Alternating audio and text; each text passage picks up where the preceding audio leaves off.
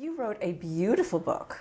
Oh, thank you. Many beautiful books. Just one. No, just one. No, and I have to many guess beautiful which books. one. But Elizabeth Gilbert touted this and said everybody has to read this book, Yeah. Diana. It's called Diana Herself. Right. And it's about a woman who goes off to the woods of California, which I did.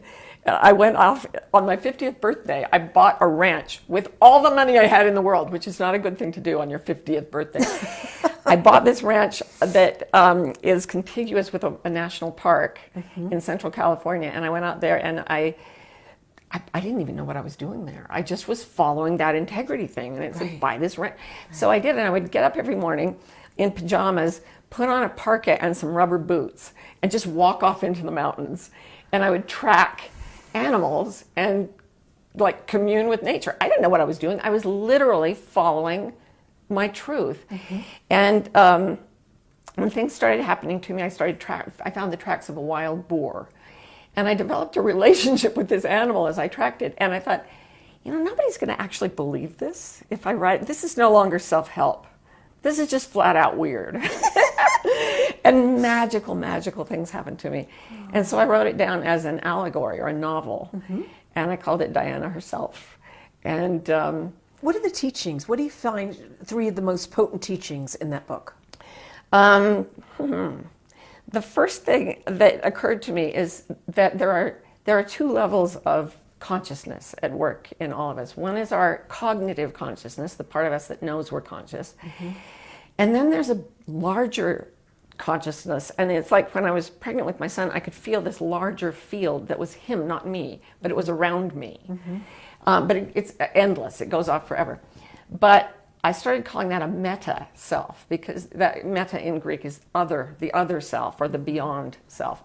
And I typed that into my computer and it auto-corrected to meet self, M-E-A-T, meet self. So the first thing I'd say is know that you have a meet self and you have a meta self. And your meet self is the character in the video game and your meta self is the one playing the game. And it's calling all the shots. It will send you off into the forest and you won't know why. But you'll feel this sense of meaning and enchantment. And Liz is great on enchantment. So like, I think we connected at that place. But, and that's another thing to remember. If you go with your meta self, the beings of other creatures and other people are communicating at that level and will bring your meet selves into connection with each other. So I'd been having dreams about Liz Gilbert for several years, and I would analyze my dreams. That's one of the things I do as a coach. I analyze dreams. And I try to find out what she symbolizes. And I would do the analysis, and it was always just Liz. Liz Gilbert. Yeah, probably you too. But it's like, nope, it just symbolizes Liz Gilbert. And then I wrote this book, sent it to her, and she had a bunch of books, and she was going to chuck it aside, and then she just started compulsively reading it. Found my email. I never sent her the book, somebody else did. And we started talking, and it was like, I've known you forever. Our meta selves were setting that up. So if your meet self is willing to let go, your meta self will bring your dreams and imagination into the world of form, and it is going to be a wild and joyful ride. And the last thing is, you can trust the universe. It is a brutal world. The character I wrote as the protagonist in that book is literally thrown away as a baby.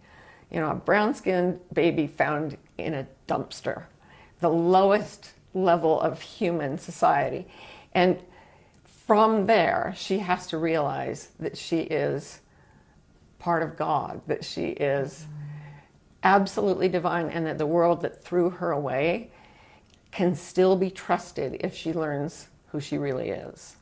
So she goes into the woods and she meets a wild boar and they have adventures together. And that's all I'm going to say about that.